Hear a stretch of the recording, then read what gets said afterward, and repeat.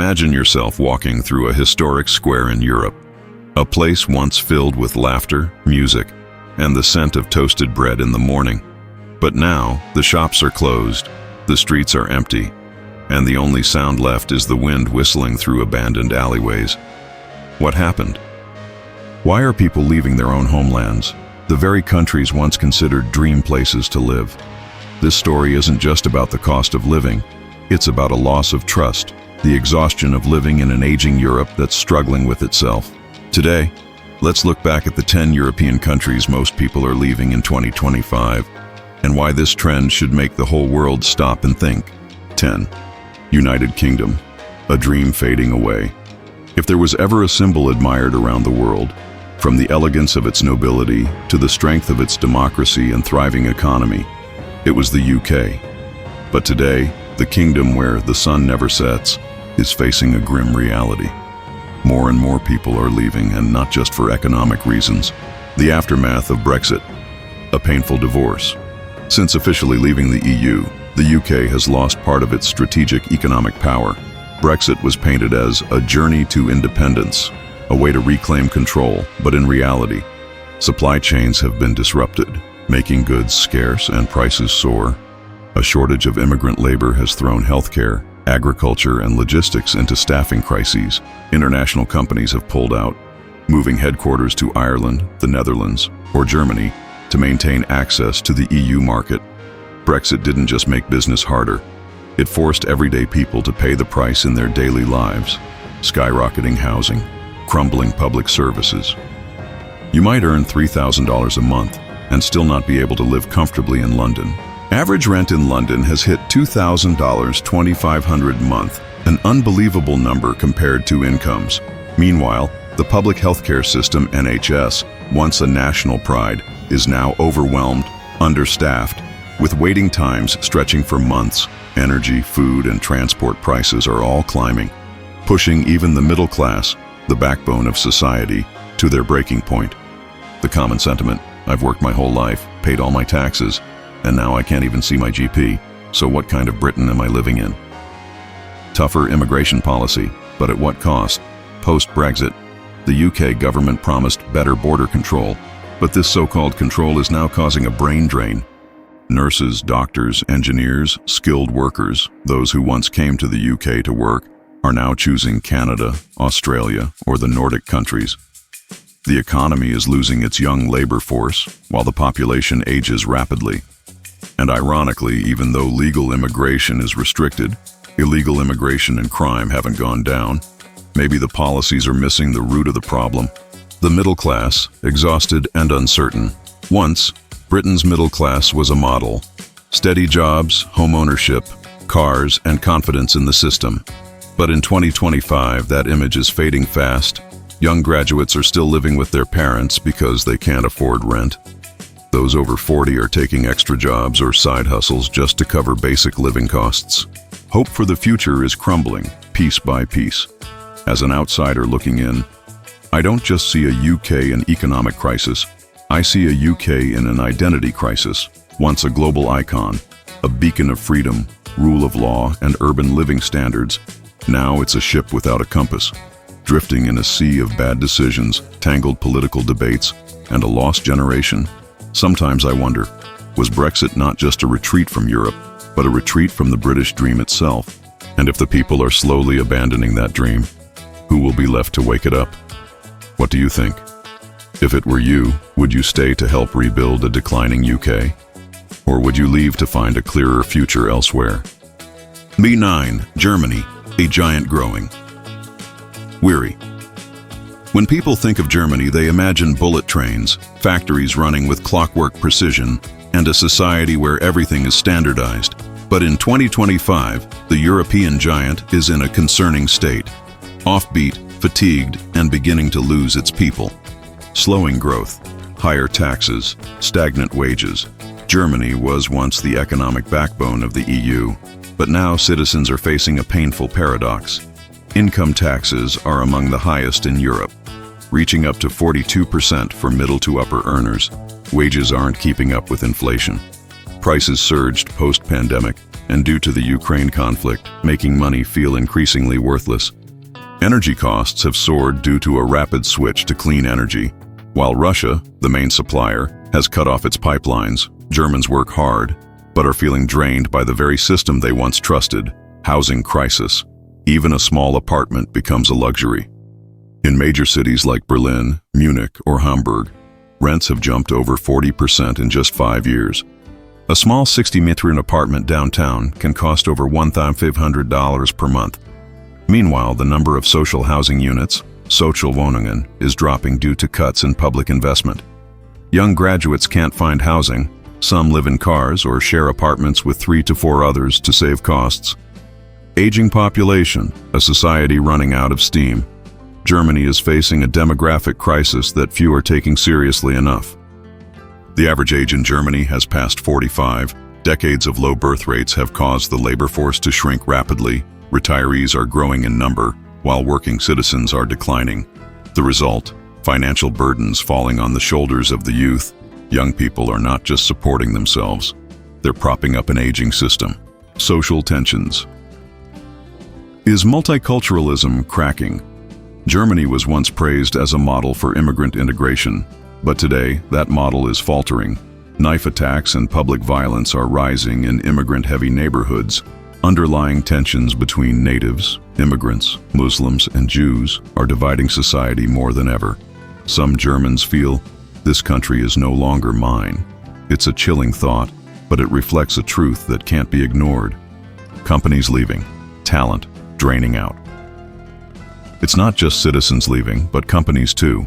High labor, tax, and energy costs are forcing big corporations to move operations to Poland, Hungary, or Southeast Asia. More and more young engineers, programmers, and doctors are moving to Switzerland, Austria, or the Nordics for better living conditions. I once believed Germany was the ultimate example of discipline and rational strength, but now I see a weary giant, still tall, still wise, but standing at a crossroads with no clear direction. They don't know whether to cling to their old values or evolve to adapt to a world that's changing in unpredictable ways. Germany once led Europe with its production, finance, and logic. But now, what Germany may need most is belief in the future.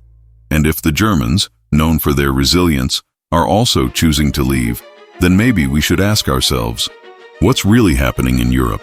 What do you think about Germany's current state? Do you believe they'll make it through, or do you feel this giant is slowly losing its way? 8. France. A burning hunger for justice is consuming society. From the radiant Eiffel Tower to poetic sidewalk cafes, France has always conjured images of a romantic dream. But beneath that surface, in 2025, the French are no longer whispering, "La vie est belle." Life is beautiful. They're shouting in the streets, holding signs, angry and exhausted, and more of them are leaving. Cost of living, when the Paris dream turns into a nightmare. In Paris, a small apartment of just 30 square meters can cost over €1,500 a month, an impossible price with the average salary hovering around €2,200 to €2,500. Electricity, gas, and food prices have all soared after the energy crisis and Eurozone inflation. Many young workers are forced to live crammed together or leave Paris entirely, even if they were born and raised there. Perhaps the greatest pain is realizing that the very city you dreamed of building a life in no longer has space for you. Protests and strikes. A nation, always on the boil. France is the country of revolutions. But from 2023-2025, protests have gone far beyond normal. Over 1 million people took to the streets to protest pension reforms when the government raised the retirement age from 62 to 64. Demonstrations happen almost every month, from teachers and nurses to farmers and students. Riots in the Paris suburbs after police shootings of minorities have plunged security into prolonged instability. The people aren't just demanding benefits, they're demanding respect, rising crime. When Paris is no longer the city of love. The Seine-Saint-Denis area on the edge of Paris, once praised for vibrant street art, is now a hotspot for organized crime. Muggings, stabbings, and youth gang clashes happen even in broad daylight. Marseille, the charming southern port city, is witnessing drug gang wars and a sharp rise in homicides. And the saddest part, Many citizens feel powerless, calling the police only to be told, "We're overwhelmed." The tax system, crushing the working class. France has one of the highest tax-to-GDP ratios in the world, around 45% and even higher in some regions. Small and medium businesses can't compete with large corporations due to strict taxes, audits, and licensing. Workers see taxes taken from every paycheck, but in return get sluggish healthcare, striking transit, and overcrowded schools. Trust in the social contract is crumbling, people ask. We've contributed enough, but what are we getting in return? Public debt, a ticking time bomb in the heart of France. France's national debt has surpassed 3 trillion euros, over 110% of GDP. Interest payments alone cost tens of billions annually, meaning less funding for welfare, healthcare, and education. Financial experts warn, without real reform, France could become the next Greece within decades. As an observer, I've always admired France not just for its art, architecture, or fashion, but for its rational defiance, a people who demand justice and challenge authority. But in 2025, France feels like a pressure cooker with no release valve.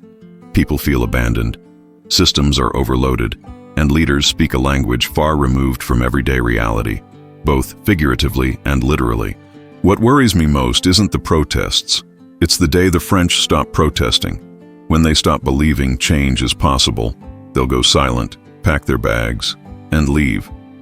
And if even the French no longer believe in France, then what will the world believe in? What do you think about France's current state? Do you still believe in the dream of liberté, égalité, fraternité? Or has that dream become an empty slogan? 7. Italy, a fairy tale paradise fading into memory. When you close your eyes and think of Italy, you picture the dreamy Amalfi beaches, sunlit Venetian squares, or the clink of red wine glasses on a Tuscan summer evening. But in 2025, many Italians no longer live that dream. They're leaving their homeland with a painful question. When will this place finally give me a real chance to live? Aging population, a country without successors.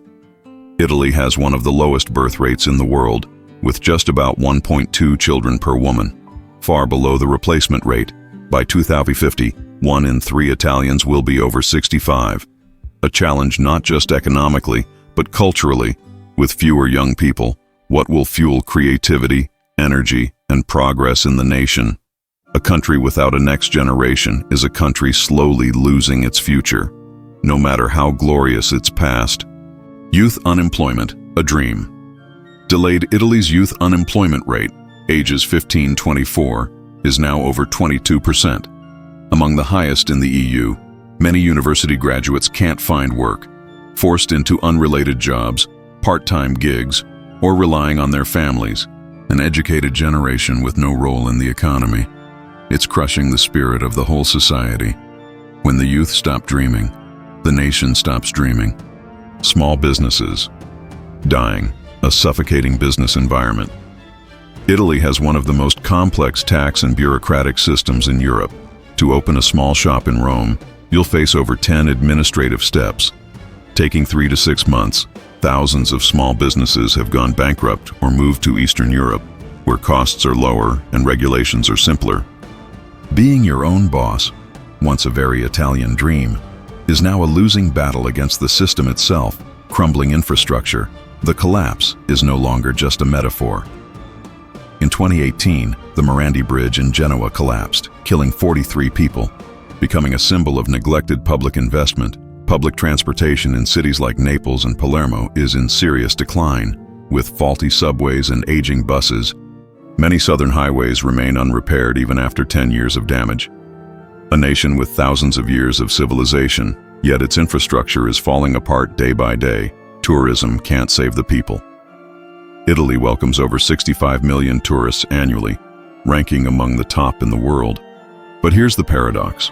Most tourism income goes to big corporations and foreign companies, while locals get seasonal jobs with low, unstable wages. Italians are living in an open-air museum, admired by visitors, but excluded from the benefits.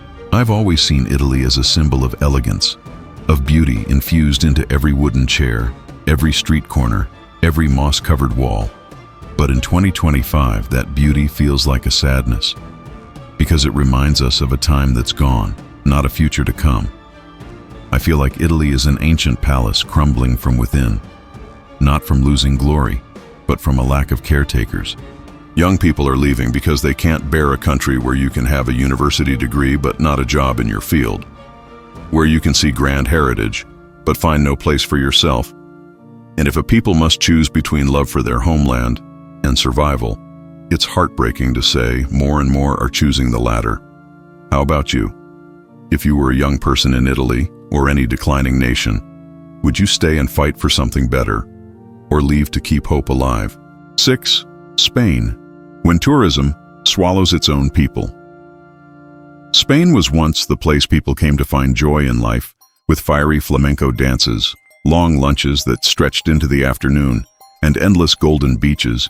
But in 2025, behind the music and the sunlight, lies the quiet sigh of millions who feel that their homeland no longer belongs to them. Housing crisis. When locals are pushed to the margins by tourism.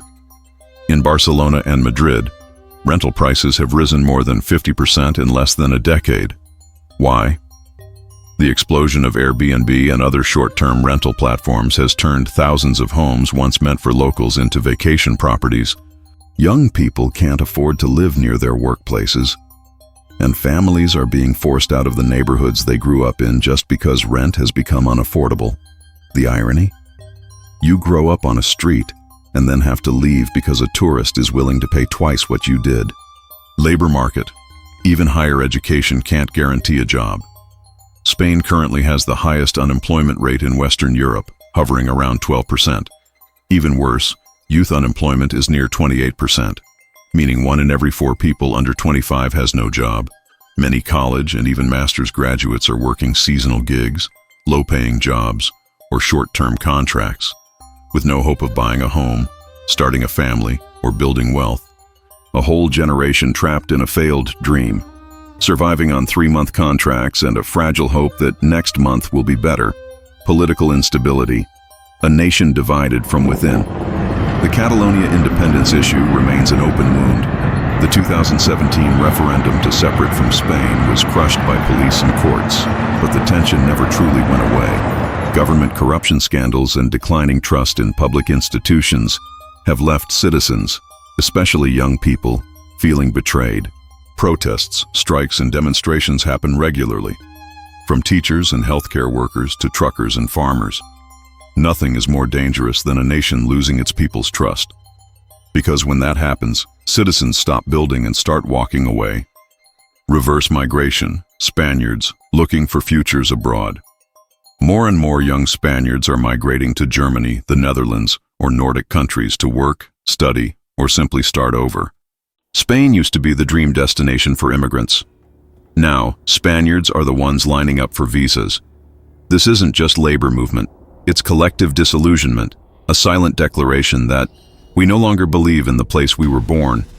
I used to think of Spain as a place where people lived lightly, where simple joy and the art of enjoying life were part of the culture. But perhaps by living lightly for too long, society has become fragile, vulnerable to the shocks of modern life, inflation, globalization, and the explosion of the service economy. I see a stunning country, slowly eroded not by war or disaster, but by a lack of long-term vision. When tourism becomes the only savior and real production is neglected, the economy becomes dependent and collapses once the travel season ends. So the question is Spain still for Spaniards? Or is it becoming a global amusement park where locals can no longer afford to live? What do you think about what's happening in Spain? Do you think tourism is unintentionally killing the very soul of the country? 5. The Netherlands. When being too ideal becomes a problem.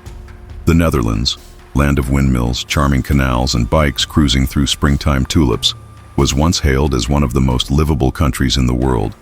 But in 2025, while tourists still flock to Amsterdam to snap photos of the riverside houses, Dutch citizens are quietly asking each other, how much longer can we actually live here? Housing crisis. Too many people, too little space, outrageous prices. The Netherlands has the 3rd highest population density in Europe, behind only Monaco and Vatican City. Home prices have soared past $400,000. Even in smaller cities like Utrecht and Eindhoven, rents are skyrocketing, while social housing waitlists stretch up to 20 years in places like Amsterdam. Many young Dutch people are still living with parents well into their 30s or moving to rural areas just to find a roof they can afford. Model environmental policies, but the people are paying the price. The Netherlands is a pioneer in cutting carbon emissions, scaling down industrial farming to protect the environment, imposing high taxes on cars, energy, and tightly regulating farmland use. But the downside of leadership is thousands of farmers have shut down because they can't meet emission standards, food prices are rising, and living costs are climbing as domestic production drops. Some citizens feel they're becoming victims of overly idealistic policies. When sustainability doesn't come with fairness, tax and labor laws, businesses are burning out. The Netherlands has some of the highest income and corporate tax rates in the EU. Strict labor laws, unpaid leave, insurance, hiring, are making it hard for small and medium businesses to grow. Many Dutch startups are relocating to Belgium, Germany, or even Estonia, where they feel less punished for success. You want to do right, do clean, do good, but the system punishes you for the cost. That's the paradox many Dutch entrepreneurs now face. Public safety, Amsterdam, no longer feels peaceful.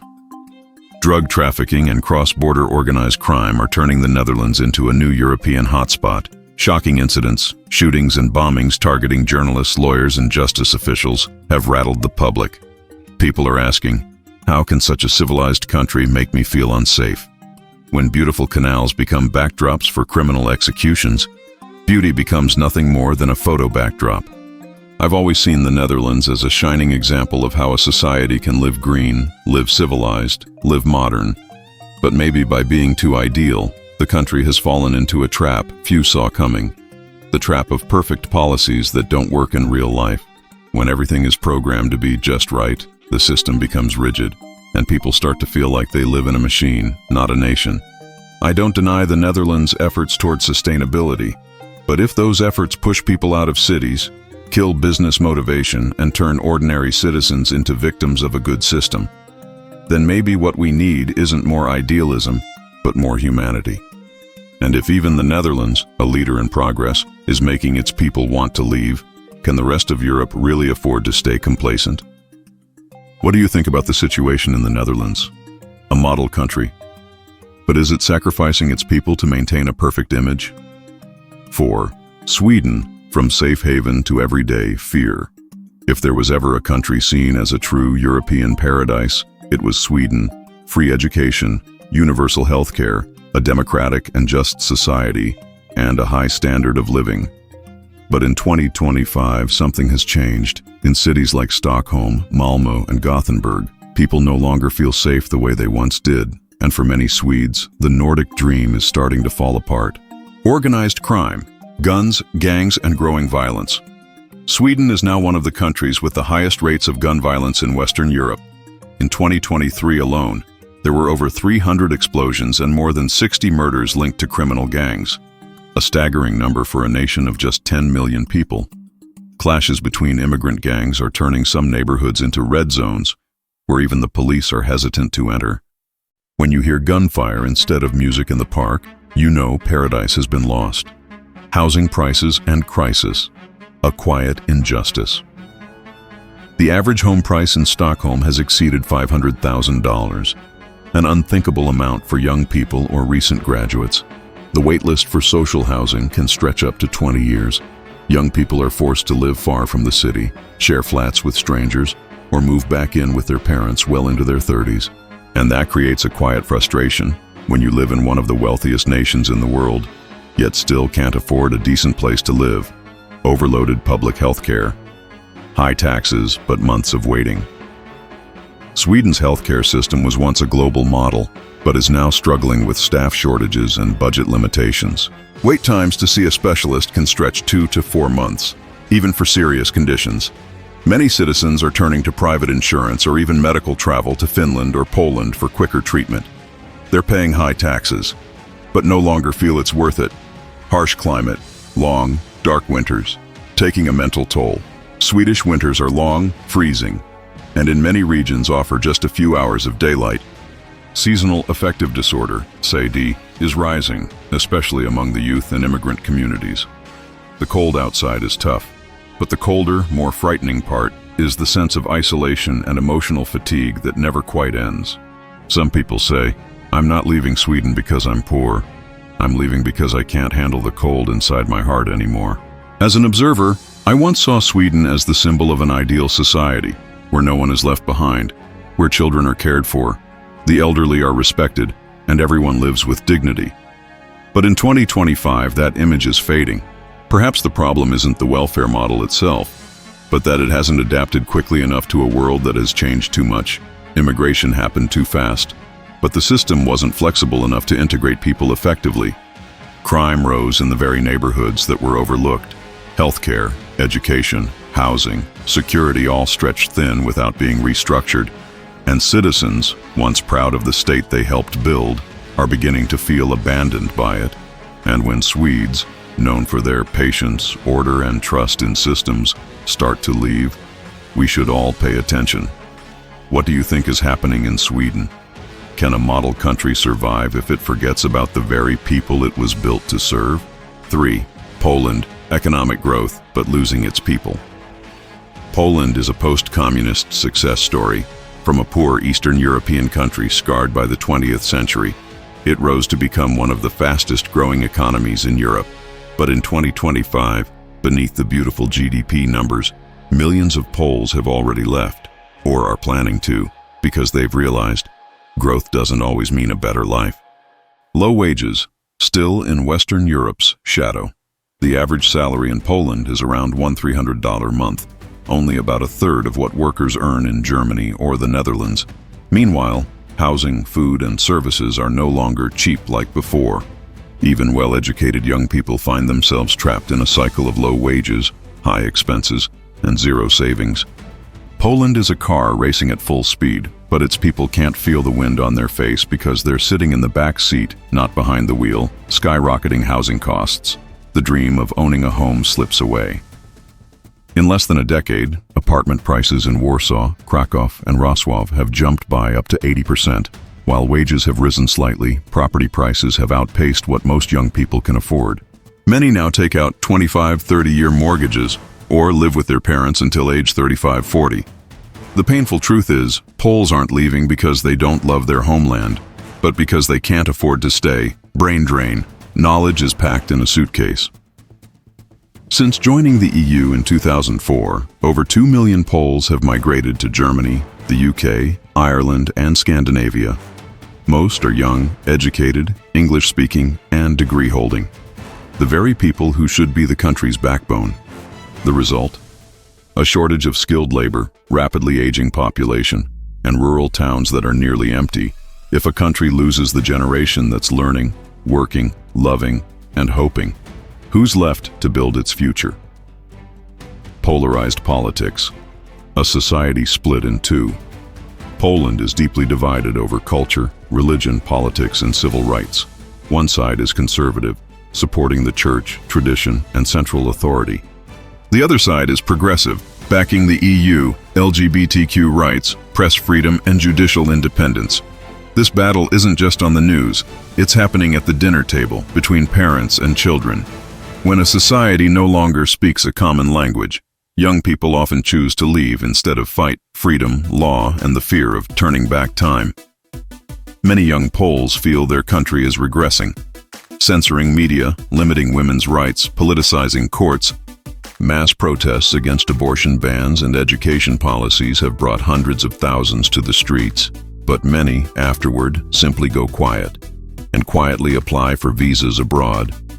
Sometimes people don't scream, don't riot. They just leave, and that's the loudest statement of all. I've always seen Poland as a nation sprinting to catch up with the rest of Europe.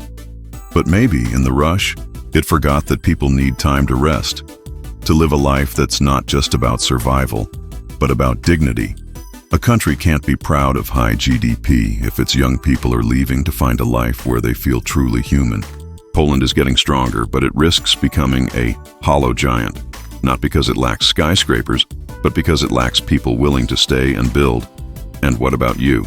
If you were a young person in Poland, would you stay to fight for progress or leave to find a place where you can truly be yourself? 2. Portugal. Is the digital paradise pushing the locals out? Portugal used to be an afterthought on Europe's political and economic map. But in the past decade, this Atlantic coastal nation has suddenly become a dream destination for digital nomads, wealthy retirees, and tech startups. Pleasant weather, postcard-worthy landscapes, delicious food. It all created a virtual paradise many people dream of. But behind that glowing Instagram image are hundreds of thousands of Portuguese quietly leaving their homeland, because the digital dream wasn't made for them, among the lowest wages in Western Europe. Working, but still not living. Average salaries in Portugal are around $1,200 a month, one of the lowest in Western Europe. Meanwhile, electricity, food, and fuel prices are nearly on par with wealthier countries like Germany or France. Many people need 2 or even 3 jobs just to cover basic living costs, work a full month, pay all your taxes, and still have to borrow money at the end of the month just to pay rent. That's the reality for millions of Portuguese, housing prices skyrocketing, locals forced out of their own cities. Rent in Lisbon and Porto has doubled in just a decade. Why? Investment visa programs and the digital nomad wave from the US, Germany, and the UK have caused a real estate explosion. Many landlords switched from long-term leases to Airbnb, leaving locals without stable housing. There's a tragedy called gentrification, when the place you grew up becomes someone else's tourist destination, and you can no longer afford to live there. Youth unemployment, highly educated yet unwanted. Youth unemployment remains high, ranging from 18% to 23% depending on the region. Even when jobs exist, they're often short-term, with no benefits and no opportunities for advancement. College graduates end up waiting tables, making deliveries, or leaving for countries like France or Germany to survive. A country where the youth must leave is a country leaving a void in its future. Overloaded public services, investing in tourists, forgetting the people hospitals, are short-staffed, poorly equipped, with months-long wait times. Public schools lack teachers and are overcrowded. Meanwhile, national budgets are focused on tourism infrastructure, airports, convention centers, luxury services. Citizens are beginning to feel they're no longer a priority in their own country, turning Portugal into a digital paradise. But did anyone ask the people? The Portuguese government has pushed hard for internationalization. Digital workers, investors, foreign retirees, but no safeguards were built in to protect locals from the resulting price surges, cultural shifts, or unfair competition. Many residents say, "We don't hate foreigners. We just want to be able to live in our own cities like we used to." I used to believe that digital transformation and global integration were the keys to a nation's progress. But Portugal taught me this: development doesn't equal fairness. You can make the whole world fall in love with a city, but if the very people born there can no longer afford to live in it, then that city has lost its soul. Portugal is moving fast, but if it doesn't stop to ask its people, "Do you still feel like you belong here?" then what's left after the growth may just be empty apartments and faded memories. And you? You might love a country for its beauty, but can you live there if you're not allowed to truly belong? 1. Greece. When both history and the future are forgotten. Greece, the cradle of Western civilization, birthplace of philosophy, democracy, and beauty. People come here to watch sunsets over Santorini, stroll among Athens' marble columns, and touch a glorious past. But in 2025, behind that classical charm, Greece is facing a bitter reality. More and more people are leaving, not to explore the world, but just to survive. After the financial crisis, a wound that hasn't healed. The public debt crisis from 2009-2015 cost Greece a decade of growth. The austerity measures imposed by the EU and IMF slashed social benefits and cut public salaries by up to 40%. Though the bailout era has ended, its consequences still linger. High taxes, tight budgets, weak recovery. The price of fiscal stability was the trust of an entire generation.